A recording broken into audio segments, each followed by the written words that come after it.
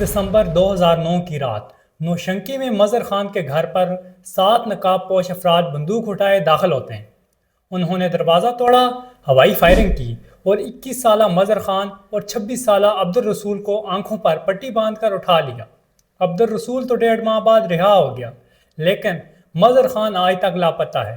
یہ صرف ایک کہانی نہیں، یہ بلوچستان کا وہ المیہ ہے جو ہزاروں خاندان جھیل رہے ہیں۔ یہ کہانی پاکستان کے سب سے بڑے صوبہ بلوچستان کی کہانی ہے۔ فورس ڈس اپیرنس سے متعلق انکوائری کمیشن کے مطابق پاکستان بھر میں 10,000 سے زائد کیسز رجسٹرڈ ہیں، جن میں سے ایک میجر پورشن بلوچستان کا ہے۔ مظہر خان کی کہانی ہزاروں بلوچ خاندانوں کی کہانی ہے۔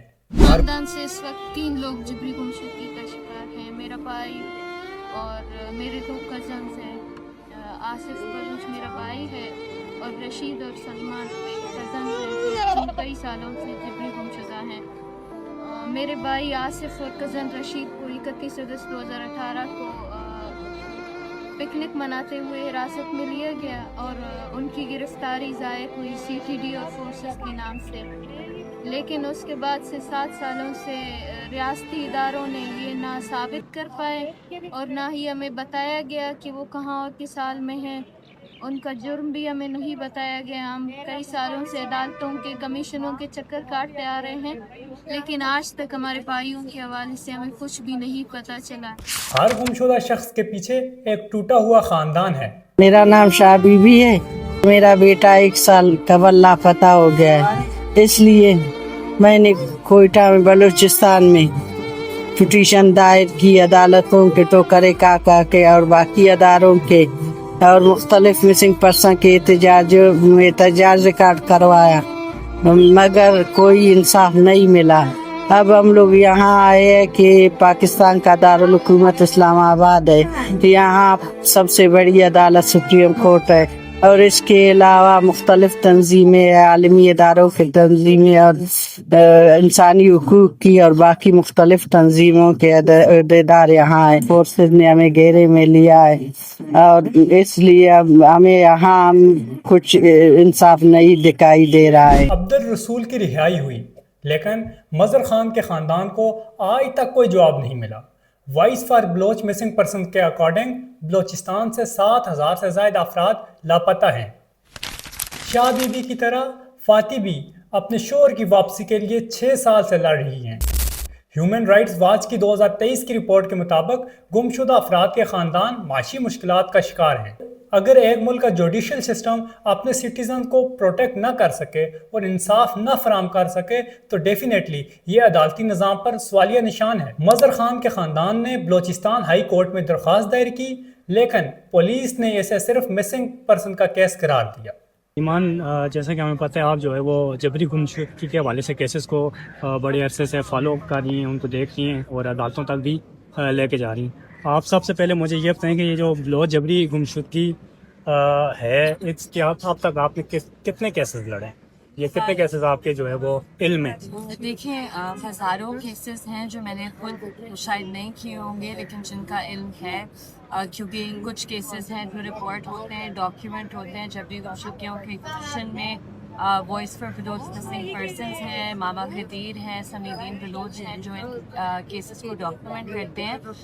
ان کے مطابق تقریباً 20,000 کیسز ہیں جو صرف بلوچستان سے ہیں، اور اگر آپ جبری گمشدگیوں کی کمیشن کا فگر دیکھیں تو وہ کہتے ہیں آج پاکستان میں 10,000 سے زیادہ جبری گمشدگیاں ہو چکی ہیں، لیکن وہ ایک کنزرویٹو ایسٹیمیٹ ہے کیونکہ بہت سی کیسز کمیشن تک پہنچتے نہیں ہیں۔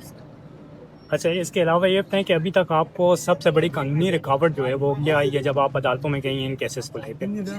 دیکھیں، کچھ عدالتیں ہیں جہاں انصاف کی امید ہوتی ہے، جس طرح جب اسلام آباد ہائی کورٹ میں 3 رکنی بینچ بنایا گیا تھا مسنگ پرسنز کے کیسز میں، لیکن اتنی جلدی یہ امید ان خاندانوں سے چھینی جاتی ہے کیونکہ 6 مارچ 2025 کو یہ لوگوں کے کیسز جو 10 سال سے 8 سال سے جبراً لاپتہ ہیں، وہ بینچ ہی ٹوٹ گیا جو ان کیسز کو سن رہا تھا، اور آج بھی چیف جسٹس اسلام آباد ہائی کورٹ نے کوئی نیا بینچ تشکیل نہیں دیا، جس کی وجہ سے 20 سے زیادہ پٹیشنز، جن میں बहुत से लोगों के केसेस हैं वो आज तक पेंडिंग है, उनमें कोई समाअत नहीं हो पा रही। 26वीं आईनी तरमीम के बाद जो हालत है हमारी अदालतों की वो सबके सामने है।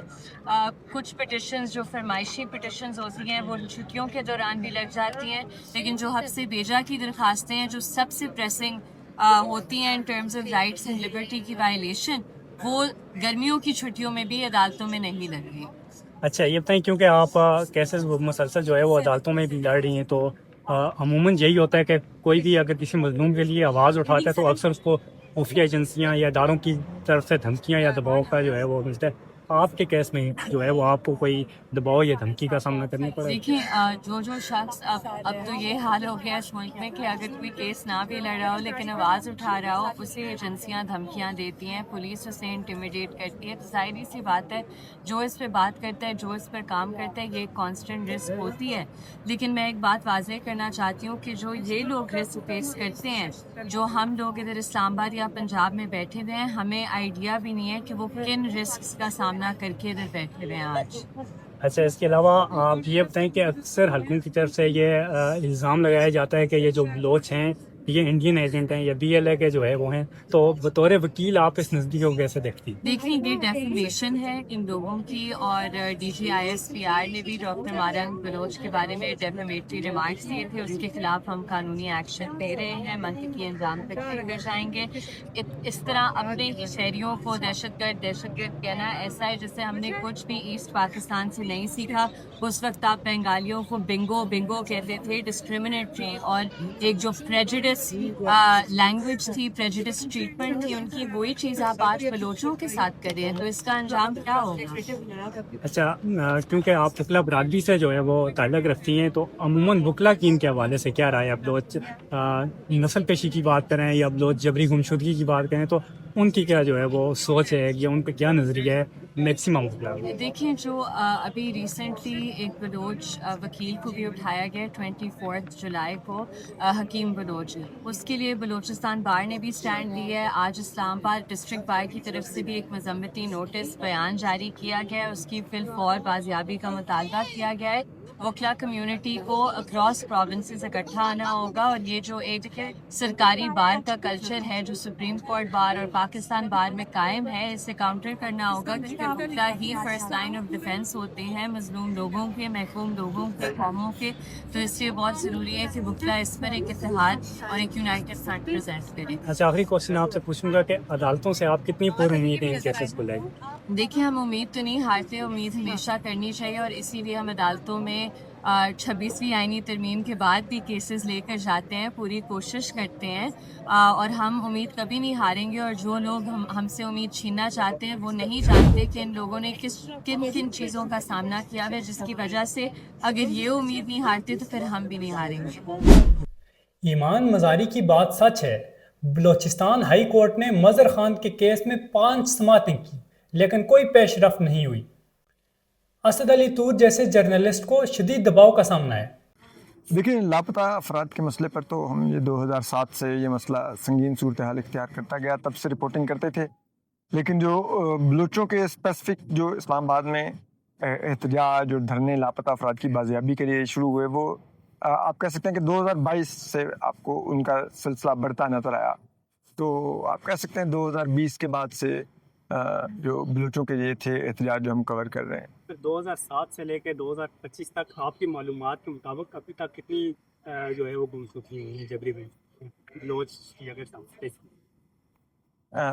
देखें, डिस्प्यूटेड नंबर्स हैं, जो HRCP है उसके डिफरेंट नंबर्स हैं, BYC के डिफरेंट नंबर्स हैं, और दीगर जो लापता अफराद का कमीशन है उसके डिफरेंट नंबर्स हैं। तो लेकिन अगर आप बहुत सेफली भी कहें तो हज़ारों में बलूचिस्तान से लोग जबरी तौर पर लापता किए गए हैं। ये बताएं कि मेन स्ट्रीम मीडिया पे बलूचिस्तान के हवाले से क्या उस पर संजीदगी से रिपोर्टिंग की जाती है आपके मुताबिक? नहीं, बिल्कुल नहीं। बलूचिस्तान के मसले पर तो बहुत ही ज़्यादा नाइंसाफ़ी है और तकरीबन ब्लैकआउट है कि आप वहाँ की जो लापता अफराद का मसला है बलूचिस्तान पर, उस पर मेन स्ट्रीम में वैसे रिपोर्ट नहीं होता, कोई इन्वेस्टिगेटिव स्टोरीज़ नहीं आती। बलूचिस्तान में जो वैसे जो लोग अपने हकूक़ का मुतालबा करते हैं, डेवलपमेंट और इन चीज़ों पर वैसे रिपोर्टिंग नहीं होती। तो बलूचिस्तान को एक लिहाज से बाई पॉलिसी عوام کی نظروں سے اوجھل رکھا جاتا ہے. یہ بتائیں کہ آپ کی نظر میں جو ہے وہ بلوچستان کی کور دیگر علاقوں سے مختلف کیوں ہے, اس کے کیوں نہیں ہے؟ دیکھیں انفارچونیٹلی ریاست نے بلوچستان کو آؤٹ سورس کیا ہوا ہے سرداروں کو, اور وہ بلوچ سردار آپ کو بلوچستان چلا کے دیتے ہیں. ریاست نے اپنا رشتہ عوام سے ختم کر دیا ہے, اور اسی وجہ سے شاید اب ریاست کے لیے بلوچستان کی اہمیت بلوچ سردار رہ گئے ہیں, یا بلوچستان کے وسائل ہیں جو گیس کی صورت میں ہوں, یا وہ یہ قیمتی دھاتوں کی صورت میں ہوں جو اب مائننگ ہونے جا رہی ہے بلوچستان میں. پھر یہ بتائیں کہ بحیثیت صحافی آپ رپورٹنگ کرتے ہیں اور بہت سے جو ہے وہ, کیونکہ یہ ایک حساس معاملہ ہے, تو بیرونی پریشر کس طرح جو ہے وہ آپ ٹیکل کرتے ہیں, یا آپ کو اب تک کوئی بیرونی دباؤ اور دھمکی میز کالیں یا دھمکیاں آپ کو ملتی رہی ہیں کہ آپ اس ایشو پہ کم سے کم بات؟ اچھا دیکھیں, یہ میرا یہ ماننا ہے کہ جس قسم کی میں رپورٹنگ کرتا ہوں, تو اگر آپ اس قسم کی رپورٹنگ کریں گے تو آپ کو مینٹلی پریپیئر ہونا چاہیے دباؤ کے لیے, اور اگر آپ دباؤ نہیں لے سکتے تو پھر ایسی رپورٹنگ ہی نہ کریں, اور اگر پھر بھی بائی چوائس کر رہے ہیں تو پھر اس دباؤ کے اوپر آپ خود کو وکٹم مت کہیں. آپ ٹھیک ہے, آپ بائی چوائس کر رہے ہیں, میں کم از کم اپنے آپ کو وکٹم نہیں مانتا, اور دباؤ آتے ہیں, سب کچھ آتے ہیں, ٹھیک ہے, وہ ان کا کام ہے, وہ طاقتور لوگ ہیں, وہ تو دباؤ ڈالیں گے ہی. ہمارا کام ہے, اور ہمارا صحافت کا تو اصل کام ہی طاقتور کے سامنے سچ بولنا ہے, تو ہم وہ کرتے رہیں گے, وہ تیر آزماتے رہیں گے, ہم جگر آزماتے رہیں گے. سر لاسٹ 2% آپ سے پوچھیں گے کہ جو نوجوان صحافی ابھی اس فیلڈ میں آ رہے ہیں, وہ اس خاص طور پہ اس مسئلے سے ریلیٹڈ اگر وہ اجاگر کرنا چاہ رہے ہیں اس مسئلے کو, چاہے وہ سوشل میڈیا ہو یا مین میڈیا, ان کو کیا مشورہ دیں؟ دیکھیں, ایک جو نوجوان صحافیوں کو جو مشورہ ہوگا وہ یہ ہوگا کہ کبھی بھی کسی سیاسی جماعت, کسی ادارے یا کسی بھی طاقت سے اپنی وابستگی مت رکھیے. آپ کی وابستگی ہمیشہ آئین پاکستان سے رہنی چاہیے. آپ کی جو باعث ہونی چاہیے وہ صرف آئین کی طرف ہونی چاہیے, اور آپ نے آئین کی نظر سے ہر چیز کو پرکھنا ہے. تو اگر کوئی چیز آئین میں دی گئی ہے اور وہ ہو رہی ہے تو وہ بالکل ٹھیک ہو رہا ہے, اور اگر کوئی چیز آئین کے برخلاف ہو رہی ہے تو آپ نے اس کو ضرور رپورٹ بھی کرنا ہے, اس کو کرٹیسائز بھی کرنا ہے. اور اس سے یہ ہوگا کہ جب آپ لوگوں کے آئینی حقوق کا, جمہوری حقوق کا دفاع کریں گے تو آٹومیٹکلی آپ کسی ایک سیاسی جماعت یا کسی ایک ادارے کے ساتھ مچھی نہیں ہوں گے. اس میں یہ ہوگا کہ جو بھی مظلوم ہوگا وہ آپ کی رپورٹنگ اور آپ کی تنقید کا بینیفیشری ہوگا, اور اصل صحافت یہی ہے. سر بعض اوقات جو ہے وہ بلوچ مظاہرین کو ریاست مخالف کہا جاتا ہے, تو بحیثیت صحافی آپ اس الزام کو کس طرح دیں؟ دیکھیں, بہت افسوسناک ہوتا ہے, اور یہ خیر پوری دنیا میں ہوتا ہے کہ جو ریاستیں ہوتی ہیں وہ اپنے ناقدین کو دہشت گرد بھی کہتے ہیں, ریاست مخالف بھی کہتے ہیں, ان کو غیر ملکی ایجنڈا بھی کہتے ہیں, ان کو پراکسیز بھی کہتے ہیں. یہ پوری ہمارے ہاں کچھ زیادہ ہی ہونا شروع ہو گیا ہے. لیکن میں پھر بھی سمجھتا ہوں کہ ریاست کو بلوچوں سے بات کرنی ہوگی. اس کے بغیر اس مسئلے کا کوئی حل نہیں ہے. یہ مسئلہ بگڑتا جائے گا, حالات خراب ہوتے جائیں گے, اور ہم نے ایک دفعہ بنگلہ دیش کی صورت میں ایک بڑی قیمت چکائی ہوئی ہے. میرے خیال میں وہ ہمارے لیے سب سے بڑا سبق ہے. کمیٹی ٹو پروٹیکٹ جرنلسٹ کی 2024 کی رپورٹ کے مطابق پاکستان ہیومن رائٹس ایشو پر رپورٹنگ کے لیے دنیا کے 12 خطرناک ترین ممالک میں شامل ہے. بلوچستان کی social and economics condition alarming ہے. ایک رپورٹ کے مطابق صوبے میں لٹریسی ریٹ 54% ہے اور 70% سے زائد آبادی پاورٹی لائن سے نیچے زندگی گزار رہی ہے. بلوچستان کے انوائرمنٹل چینجز اس کی کنڈیشن کو ہر گزرتے دن کے ساتھ مزید خراب کر رہے ہیں. UN office for the coordination of humanitarian affairs کے مطابق 2010 کے سیلاب نے بلوچستان میں 10 لاکھ سے زائد لوگوں کو متاثر کیا. بلوچستان کے مسنگ پرسن کے ایشو کو نیگلیکٹ کرنے کے بجائے اب وقت ہے کہ ہم ان فیملیز کے ساتھ کھڑے ہو کر حق اور انصاف کے لیے آواز اٹھائیں. یہ خاندان اکیلے نہیں, اسلام آباد کی سڑکوں سے لے کر عدالتوں تک ان کی لڑائی جاری ہے. اس کے علاوہ مسنگ پرسن کی فیملیز جن میں ان کے پیرنٹس, بہن بھائی اور ہاف ویڈو آج بھی بلوچستان کی سڑکوں سے لے کر اسلام آباد کی عدالتوں تک اپنے انصاف کے لیے منتظر ہیں.